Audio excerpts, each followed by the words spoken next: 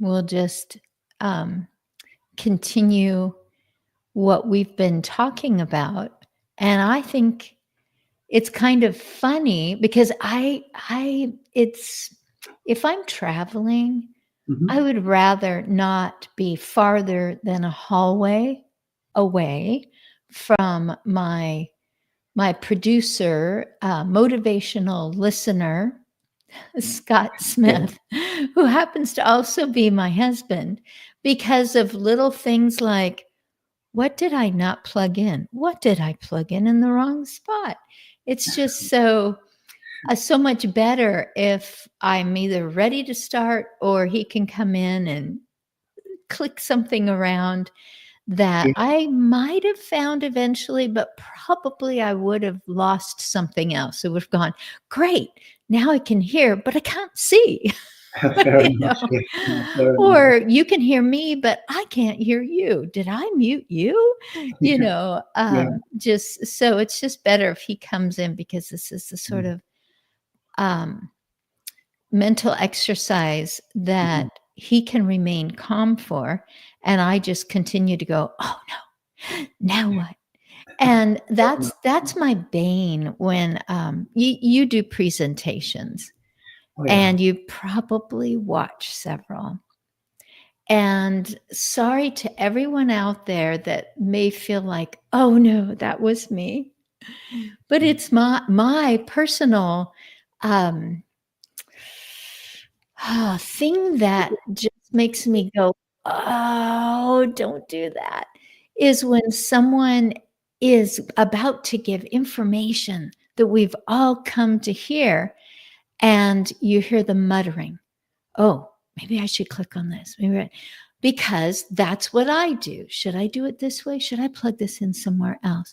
Oh, it's not working, and so I kind of decided that whenever there's a group situation going on, I probably want like giant flashcards, and then I can just, drop one and hold up the next one, and then drop that one out, hold up the next one, because it's not dependent upon electricity. It doesn't mean that we have to have internet connection that's good and strong and solid. And I'm just like, because I'm not tolerant enough to let them get through the little foibles and to the next part, that I'll push people on the other end who are just going, where's the fantastic graphics?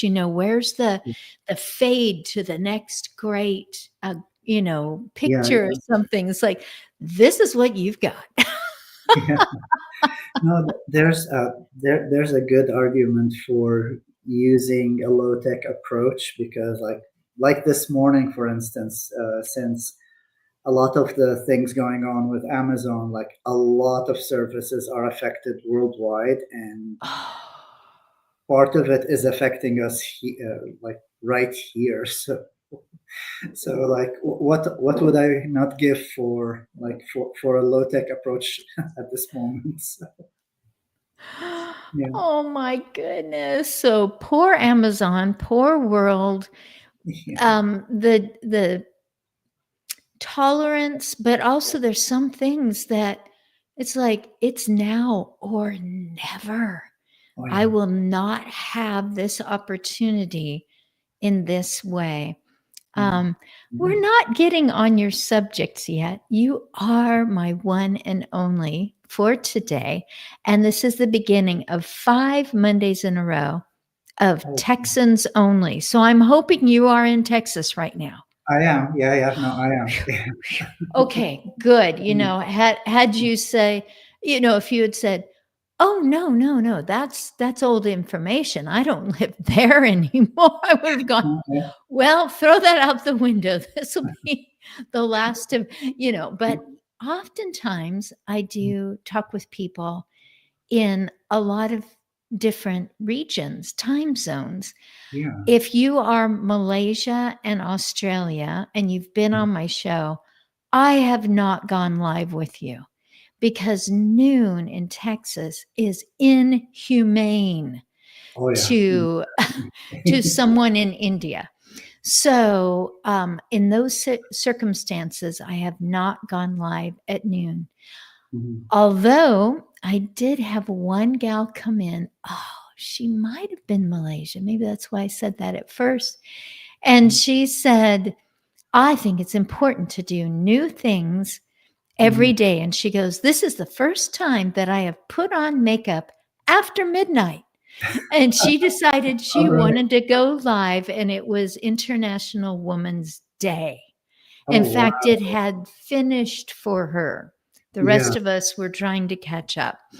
And so she really wanted, and one of my gals was in India. So same situation, very odd time to be perky and on screen. And Yeah. she wanted to share the colors and the rituals that I've never experienced that were celebrating women internationally Fair enough. in Yeah. India. So I Yeah. loved it that they did break with that tradition. But I did attend a conference where the evening before was Mhm. great. I was interviewing my husband, was Mhm. in charge of the camera. I was holding the microphones. Excuse Mhm. me again, please. Oh, that's fine. And I was interviewing the conference goers and the Mhm. conference speakers. During Okay. the night, we were in a beautiful wooded area, and during the night, a storm came through and something went out for the area.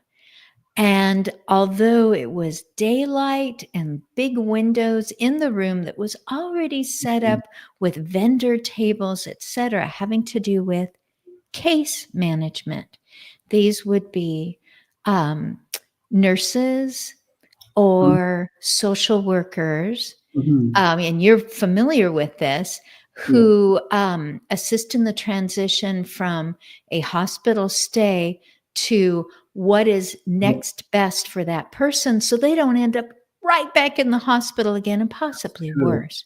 Yeah. Should, Yeah. That's true. should they go to rehab? Should they stay for a while with relatives? Should there be home health? Probably yes. Just getting all that settled. So that good transition, not because they're not happy to see you again, but because it's just not necessary. It just was avoidable Yeah. to have you That's true. return so quickly Yeah. if you're just not getting the progress that you need. Mhm. Well, the storm took all of that out, and I thought that they can still talk. We're not that big of a group, even though the microphones don't work. Yes, it's getting a little bit cold because the heater isn't on. It was Mhm. late, almost winter. All right. Yeah. And I thought, but they can still do it. And they were like, can't be done. We have offered food. The food can't have it, yeah, or can't be provided. Yeah. Um, so they were just refunding people and getting them on their way. And I thought, Mm. as we left, we could see the crews. There were probably 7 vehicles that were ready to start putting up power lines again Yeah. along the road. And I thought, Oh wow. should we have waited another hour so that all this power would have returned? Yeah. So thank you. Thank you for letting me go off on that rabbit trail. And I would Oh, love that's to get fine. back to you. What part of Texas are you speaking from right now? I'm in San Marcos, just south of Austin. Oh, Yeah, about an hour's away from Austin, like with traffic. So it's good. Yeah. does that put you close to Houston or closer to Houston, or is it off in Um, another direction? no, we're kind of in the middle between Austin and San Antonio. So Oh, yeah, okay. So that would be the spot to be in if those are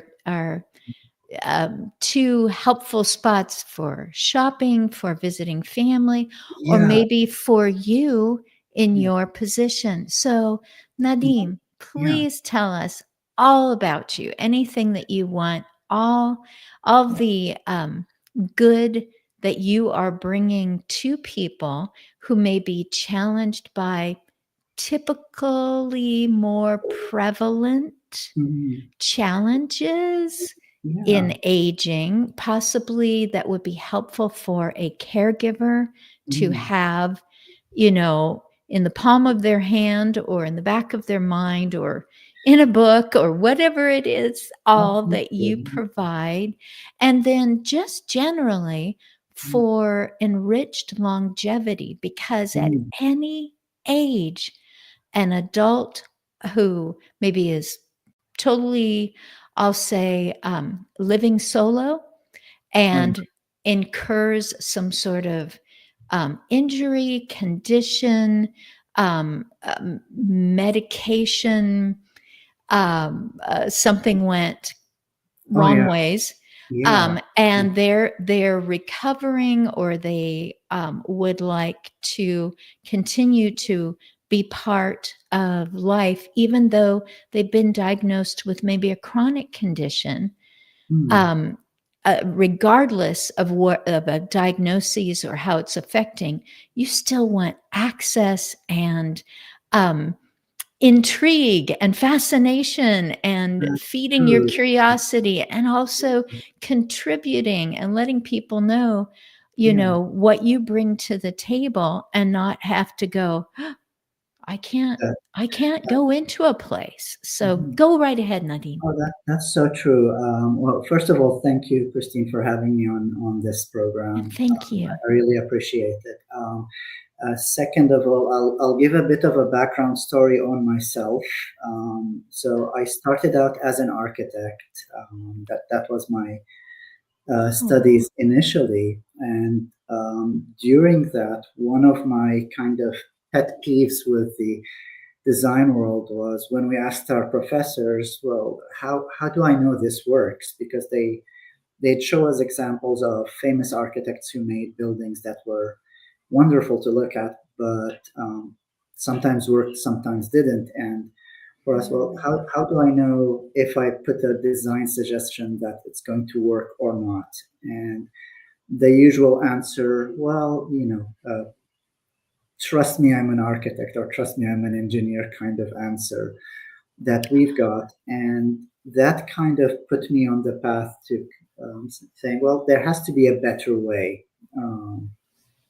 So when I started looking at, well, what area do I research? So part of it was, well, I need to find a way to kind of test out environments that we live in without having to go through the trouble of building them, putting people in them, and then trying to figure out, well, are they happy or are they miserable?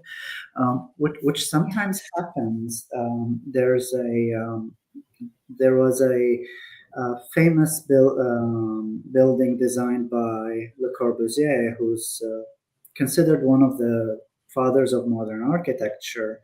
And looking at it as a designer, it's a beautiful residential building, but when they started looking at the mental health of the inhabitants, depression and suicidal thoughts were through the roof at the time. And I thought, well, there has to be a kind of a safer way than to try and, trial and error, which is, unfortunately, it's kind of, it happens in the construction world.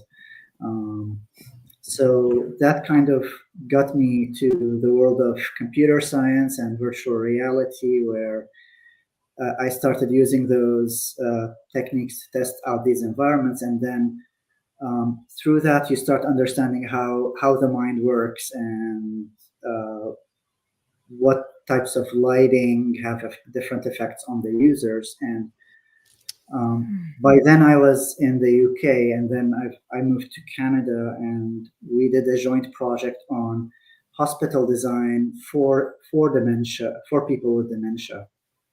And what we noticed is, and it wasn't just me, it was like a group of medical professionals, medical researchers, and me at the time being a postdoc, so a youngling kind of researcher. And we noticed that when you design a hospital, you usually look at, well, how do I get the doctor or the nurse from point A to point B as quickly as possible so they could service more patients? And we realized that, well, hospitals aren't usually designed with a person living with dementia in mind, uh, traditionally. And that's problematic because from the info we know is, if you're above 65, which is the way science looks as the cutoff age for considering a person as an elderly person, Right. or not so elderly. If you go to a hospital with an injury, if you're above 65, you're likely to pick up another injury in the hospital. And if Statistically true. They're not planning on it, they're not but planning, it's yeah, statistically yeah, people over 65 are yeah, going to maybe forget they're not supposed to be getting up without help, or exactly, yeah, like a, experiencing the confusion, hospital oh yeah, delirium or yeah, something. yeah, and if a person is living with dementia or Alzheimer's, then uh, that likelihood is 3 times more likely. And Yeah. I tell my students and in my talks, like, this is the worst type of buy one get one free you could ever hope for. And unfortunately, it leads to a kind of a revolving door situation where by the time you've fixed one thing, there's another thing, and it translates to a long-term stay in a hospital, sometimes permanent. And Yeah. and that kind of got me thinking, well, we really need to start looking at a hospital from the point of view of not only the professionals who work there, but also the people who are going to be using these places, whether it's a person with dementia, whether it's a person with another mental health challenge, and such, because they see the world differently. Yes. So in the same way, when we put on, sunglasses, and if they're the type that I buy, which is kind of the $10 one that I find at the optometrist, it's Yeah.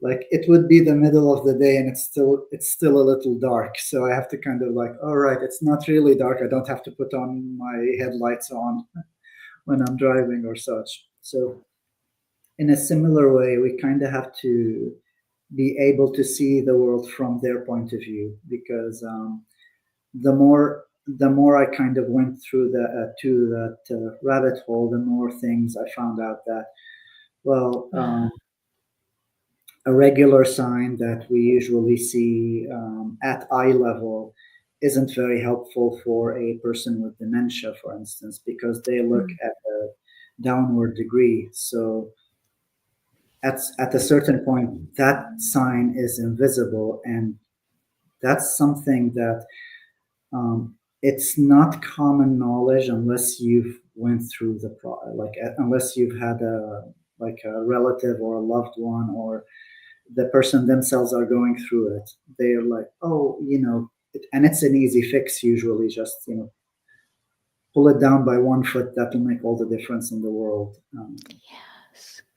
And It yeah, seems so simple, and yet yeah, it is not a person who is advancing into any type of dementia that is making the design, but there are plenty of people, and some of them have been on my previous broadcasts, mm, that are just well suited for making comments where everyone's just like, yeah, and didn't yeah, thank you, because the creativity, you have to,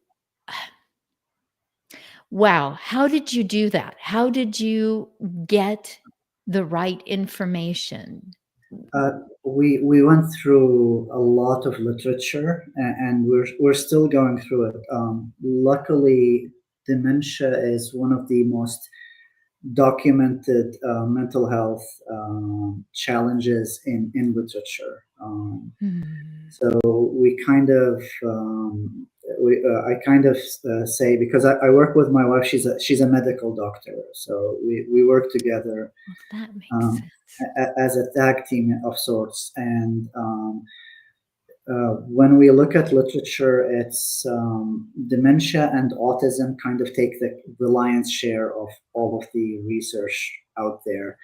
And we kind of say, well, if you've got, stress, depression, like post-traumatic stress or schizophrenia, like the amount of research out there, relatively speaking, is very, very little. Let alone other challenges that are less common, let's say.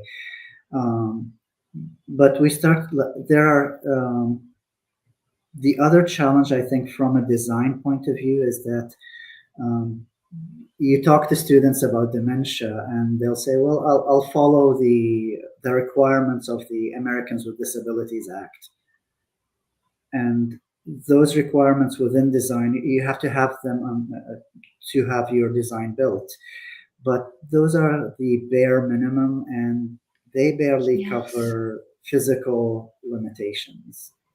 And they don't even touch on mental ones.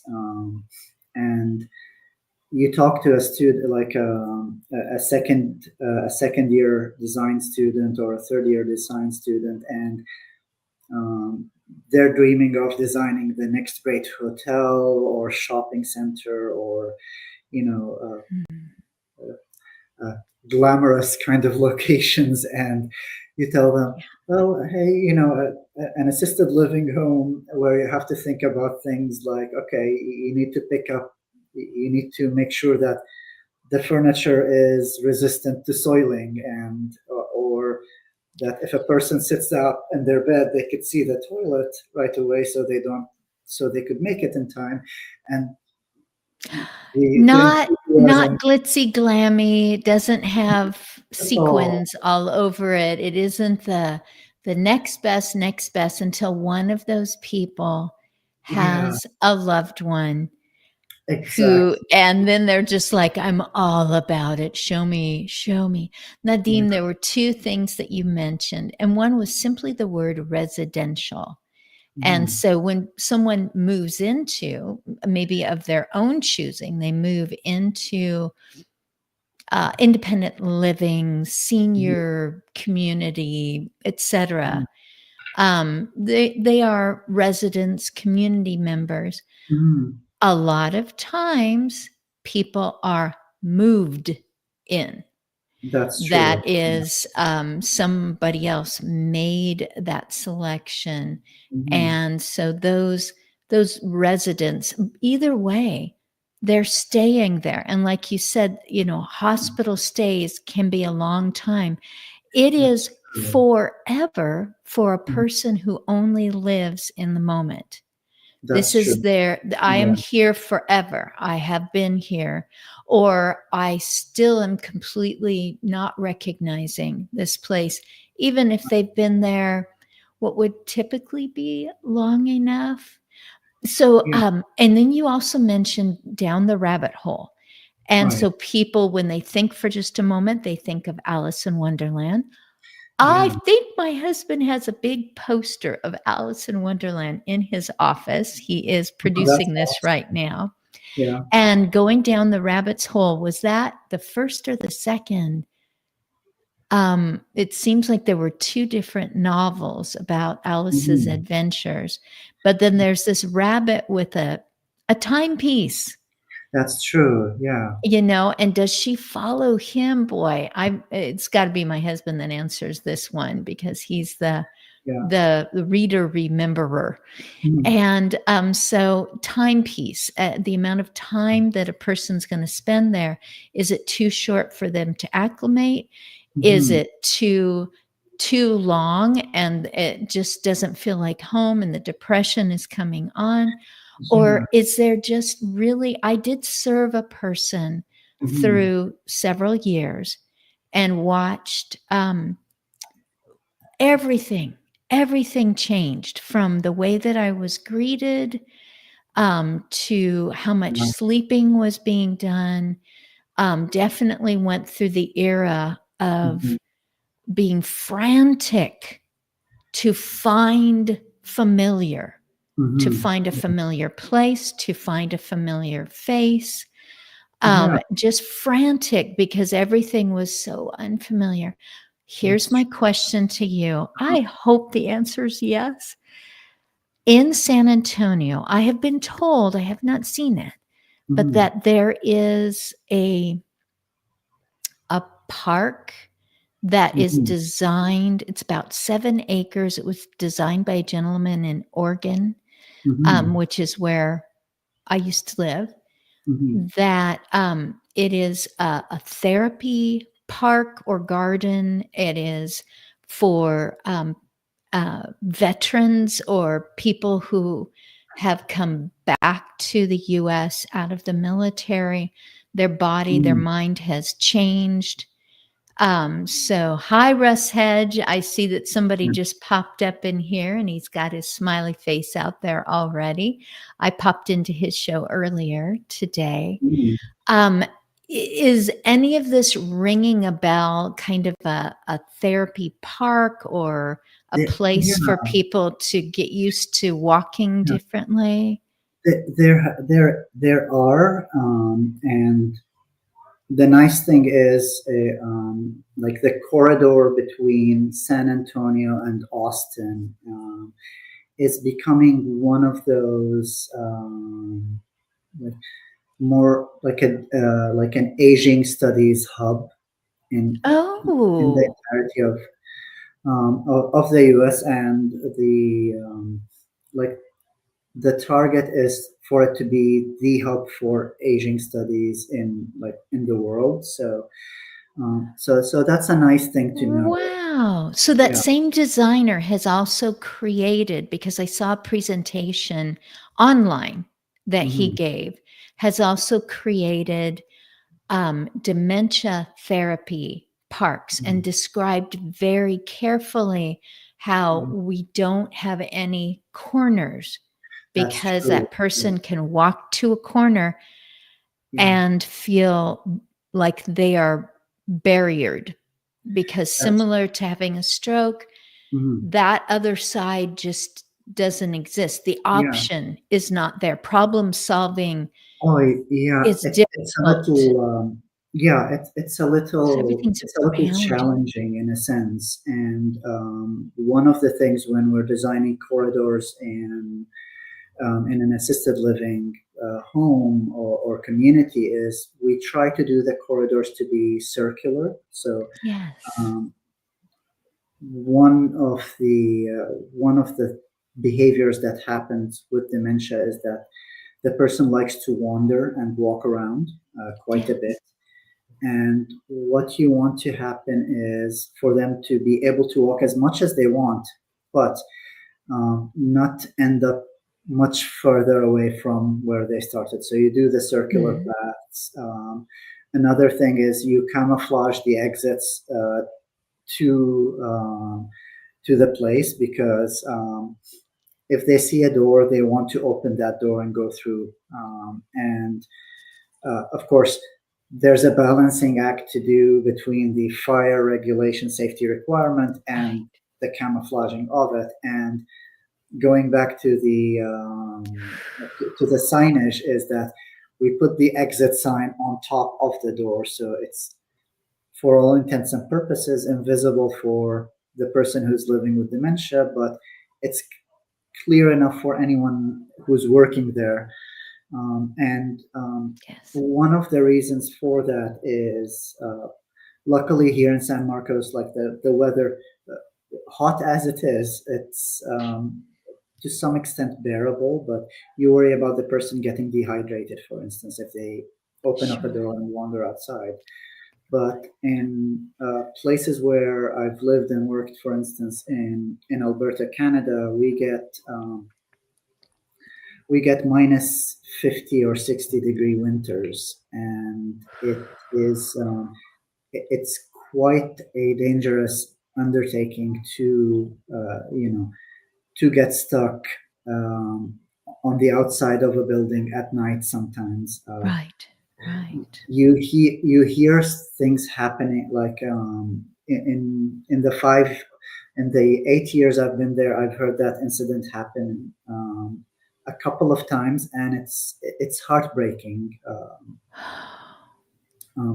And it happens to it happened in a senior living home where the person got stuck out, and it ended badly. And the other one, it happened with a young kid who decided to go for a walk out of their parents' place, and they didn't notice. So at the time, my kids were young, and like the minute I heard that bit of news on the radio, I was down at Home Depot kind of buying locks and placing them high enough so they couldn't open it. But it highlights these issues, and I wanted to circle back to a couple of things. When you mentioned that sometimes people are moved because they fell at home, and their loved ones feel that it's dangerous for them to live on their own. And one of the challenges with mental health is if you go through a big life event, it could aggravate it could aggravate a mental health problem. So it could worsen whatever the person is living with, or it could trigger the start of a mental health challenge. And those life events, they're categorized in medicine as death of a loved one or death of someone in the family, divorce, or moving homes. And if a person is living with dementia and they have to move home, it's on one point it's necessary because we want them to be safe, but on the other hand, this could worsen or accelerate their decline, and that is in itself. And it's one of the solutions is to make the new place they're moving to as familiar as possible. So you see that with things that they'll take pictures, pieces of furniture from their own home to wherever they end up living. The other thing is they do these memory boxes beside the entrance to their room or inside their rooms as well, and that will have selected items from different points of their lives, because it's one of the newer theories, and it's developed by a colleague here at Texas State University, is that when the person goes through dementia, they're not going in a linear fashion. They're kind of almost on a bungee rope and kind of traveling back in time, getting in a place, and then going back to their current time. So one of the things is we avoid mirrors in the home of a person who's living with dementia, because they might look at the mirror and see their reflection and figure, oh, but I'm 13. Who's this old person staring back at me? Right. Yeah. So that's another challenge as well, when it comes to designing these environments for a person who's living there. And these challenges are they're true across the board. I know people who live with different mental health. I hesitate to say conditions, but or challenges really, and sometimes it's kind of, well, you want to clean up the space so they don't end up tripping, or so it's from a hygiene point of view, but because of their mental health challenge, if you touch their stuff, um, they get aggravated, like they get upset, and so you it's a difficult thing to explain Yeah. to a person, and it's getting better in a sense that a lot of like I see the younger generation, and they are very open about mental health, and that gives me a lot of hope, because a huge part of it is to be able Good. to talk about it openly. Um, but at the same time, like with the older generation, and it depends on which part of the world you lived in, and like the background, the culture of a person. For instance, I grew up in the Middle East in the 80s and 90s, and you could speak about anything, but not mental health. you could, yeah, Yes. you could tell a person that you lost an arm or a leg, and that's fine, but you won't even go. You won't even say I'm stressed or I'm slightly depressed. That's a huge no-no in that part of the world. So stigma. One of my previous guests, I want to say Nathan Brown. I think he has a letter before. First name that he just goes by the first initial, maybe M. Nathan Brown. And he created a documentary about the African American community, and when it's dementia, how that's just not a natural part of talking about it. I'm seeing these symptoms. It's you take care, and so there's an inequity that True. is Yeah. on every side of it. So if I'm the person experiencing it, I don't talk about this change that I see going on. The person who's watching it says, we just take care of you. And then the people who can provide information that will help the caregiving people will help the person who is maybe into mild cognitive difficulties. And there would be maybe 3 things that would mitigate, would shorten or lower the severity. That's not part of what is being offered. So on all sides of it, the inequity is a lack of acceptance, information. The stigmas aren't even talked about. You don't even say. You don't talk about. We don't. We tend not to do that in our culture. It's like I didn't even know I had a culture until I went to a very different culture, and then thought I didn't know that was a thing.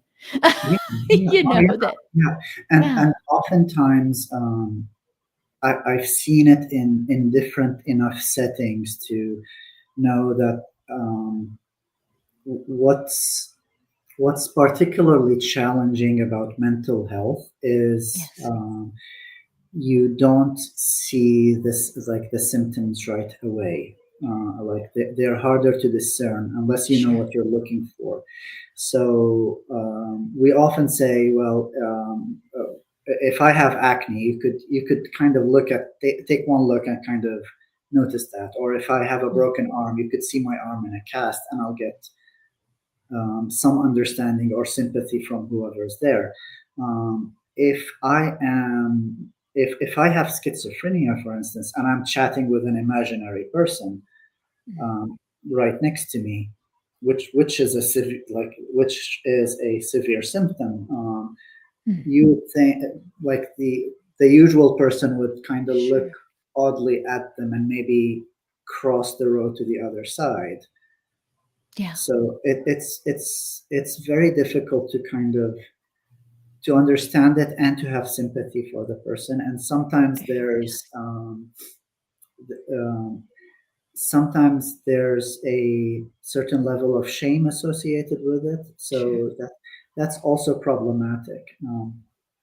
But I love what you said about equity and sometimes access to the services as well, because Mhm. uh, like we see this when you talk about frontier medicine. So communities who live in isolated spots, whether here or whether, for instance, if you live in North Canada, Saskatchewan, and all of these places, they're difficult to get to.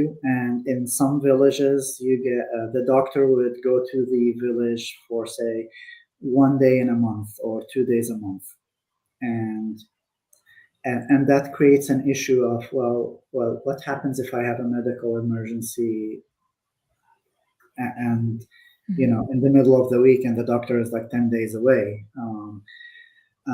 So that creates an issue of, well, how do I get to how do I get medical assistance? And sometimes it's, Mm. well, can I afford medical assistance? Because Yeah. that's also another thing. Uh, I'll kind of go into the design side of things.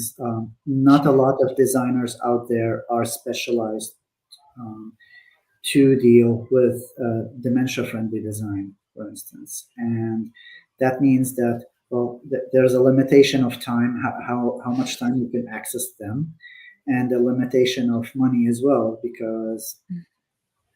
you phone someone up and say, well, can you come and look at my home? And like the bill might be a limitation when you tell them, well, okay, this is like the going rate, and uh, you'll be you're expecting to pay hundreds if not thousands of dollars to have access to such to those things. And in some cases the person would say, oh well, that's a bit much. Like, so that was another thing that kind of pushed me towards thinking, well,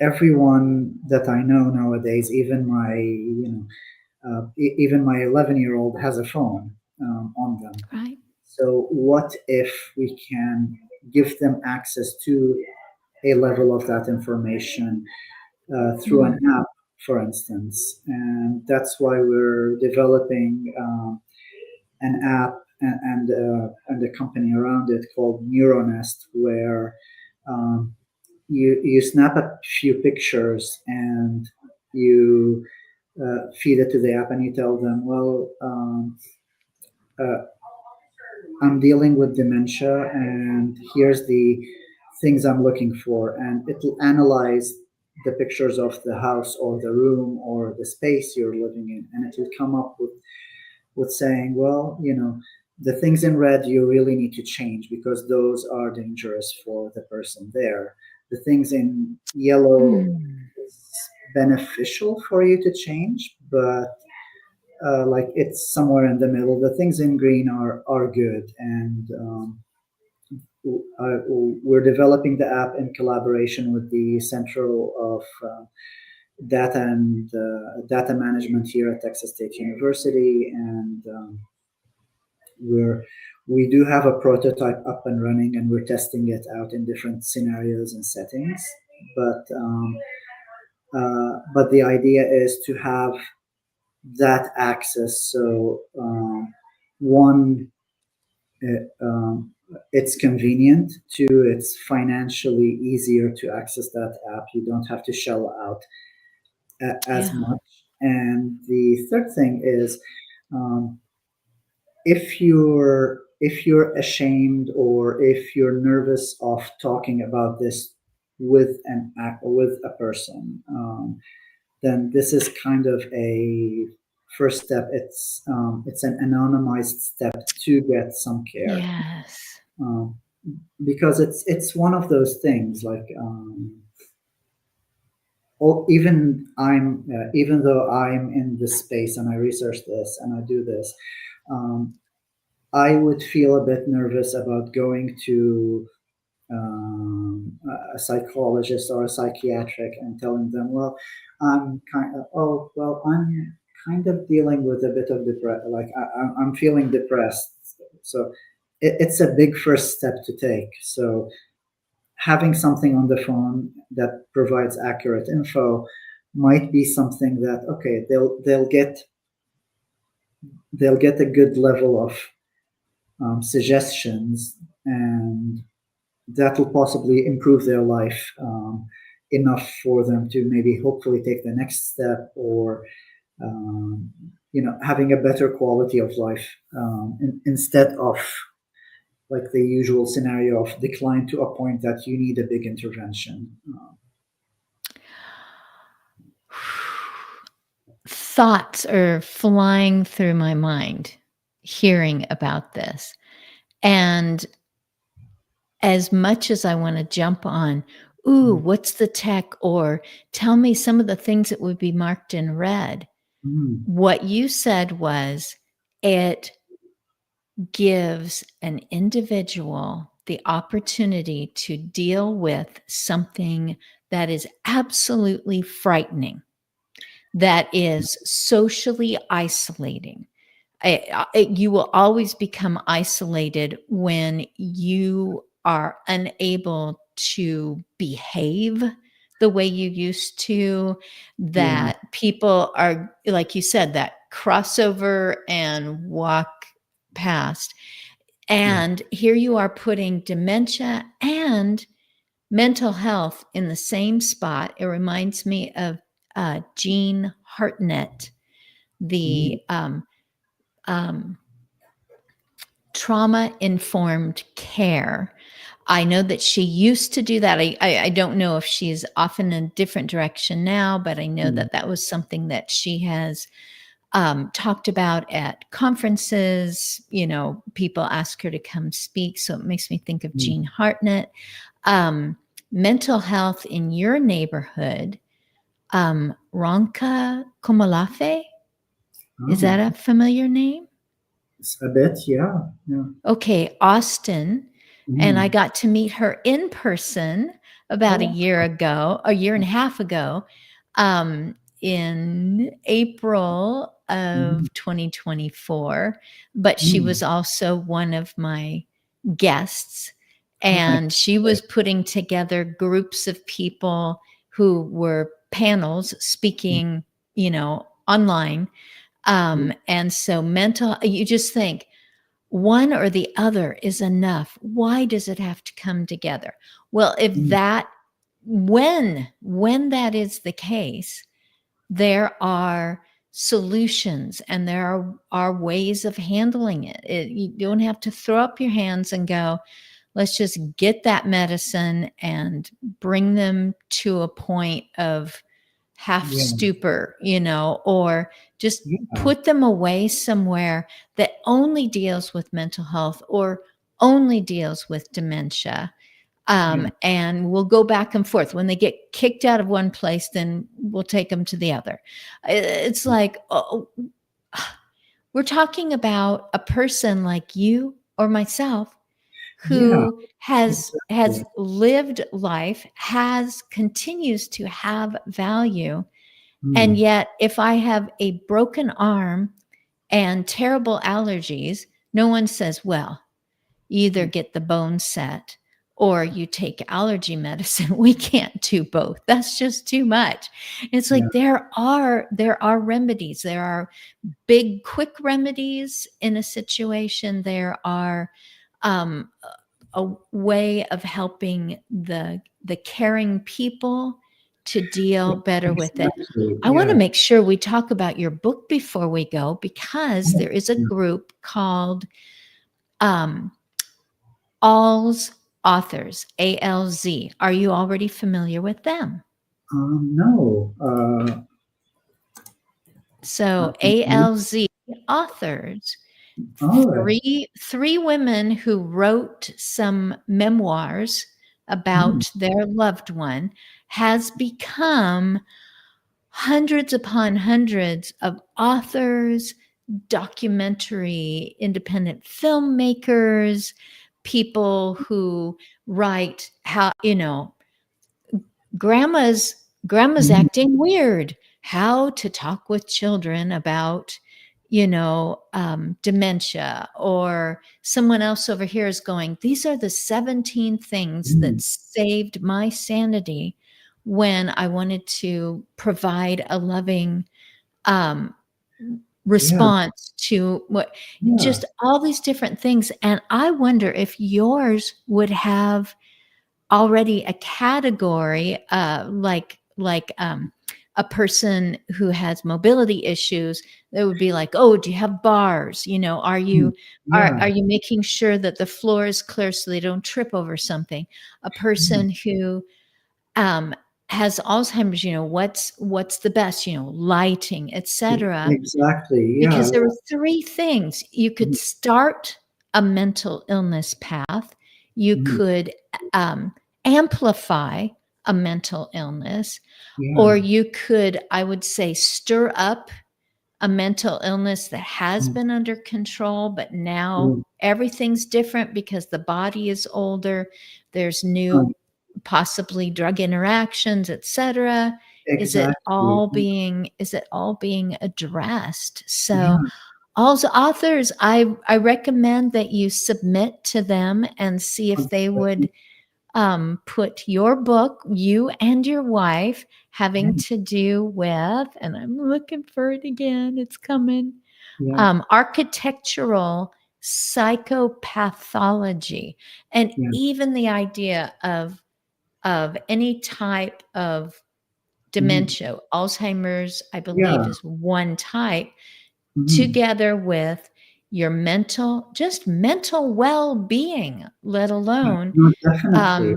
recognized symptomatic, Yeah. condition.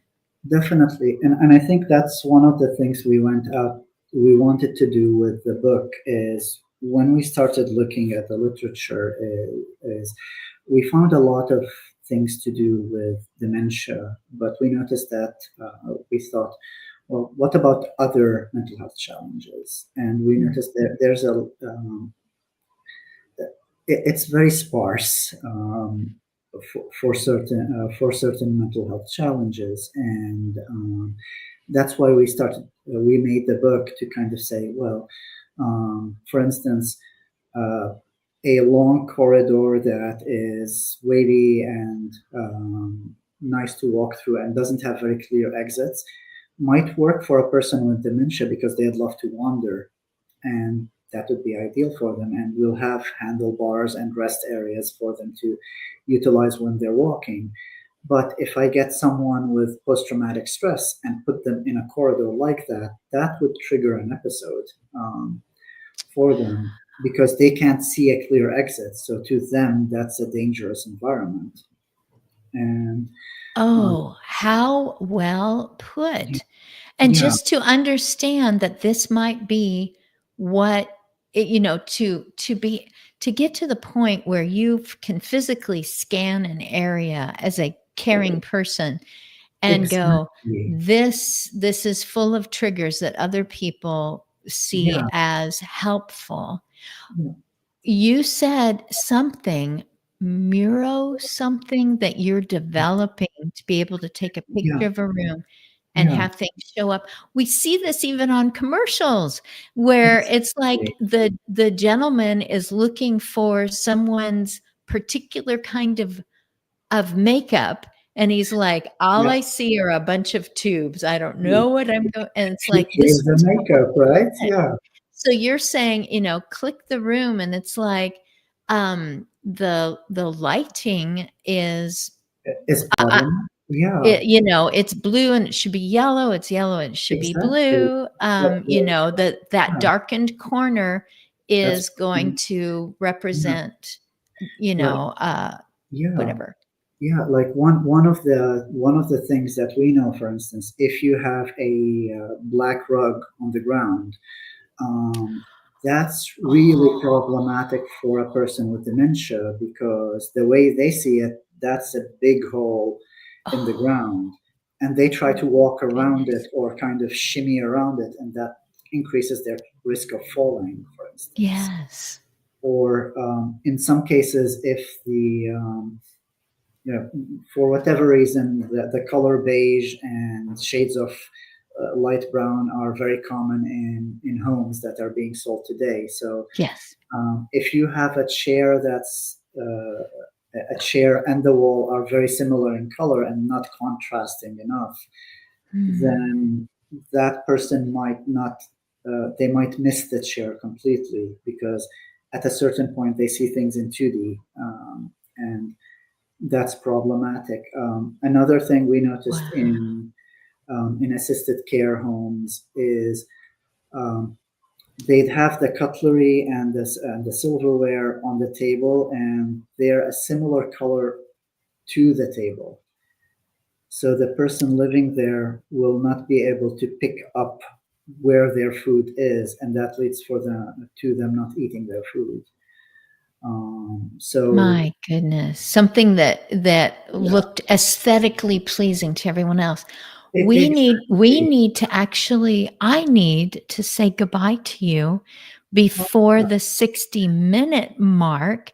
fair enough. So Yeah. I just want to go through quickly off to the side here in the Mm, comments. I get to see that you are at Texas State University, that you're mm, an educator there. uh-huh, And on Amazon, we can find architectural psychopathology. mhm, And then I see mhm.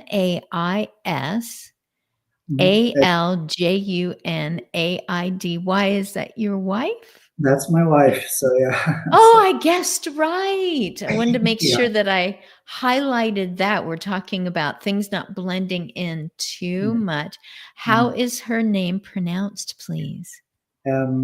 First name is Mace, Mace and the last name is Al Junaidi. Aljanady, and Mhm. she is a medical doctor. Yes. I Mm. keep I keep bugging her with all kinds of medical questions. Oh, Yeah. yes. Yeah. Well, she knew what she was getting into. Everyone's, oh, you're a doctor. Can you look at a thing I've got? Yeah. Um, so Dr. Mohammed Nadim Adi ADI, Mhm. and it happens to have 517-9283. Um, That's it, my LinkedIn profile. So if anyone wants to reach out and connect and collaborate, we need all the help we can get. Really, it's a collaborative world, and yes. we can't do the work we're doing without um, reaching out and meeting wonderful people like yourself, for instance, and understanding what's going on here and there. Oh, thank you so much. I'm just going to have to say goodbye to you, people who Um, will see this in replay. Scott has been putting these up on the screen. Thank you to my producer so that people can pause and get the right information so that they can get a hold of you and that they can watch and see how your app that you are developing right now there in the hub of the world, that is the plan, the hub for mental health, one part of which is challenged by a form of dementia, or one just aggravates the other. And so this is going to be a spot where people are going to go, did you know that that used to be like a big stigma? Like people would go untreated, or others would say, we don't even know what to do anymore. There's no answers. And there were yeah, answers. So yeah. thank you so much for being right there on the leading edge. Thank you so much, Well, Nadim. thank you so much, Christine. It was wonderful talking to you. Oh, I'm so grateful. Bye bye.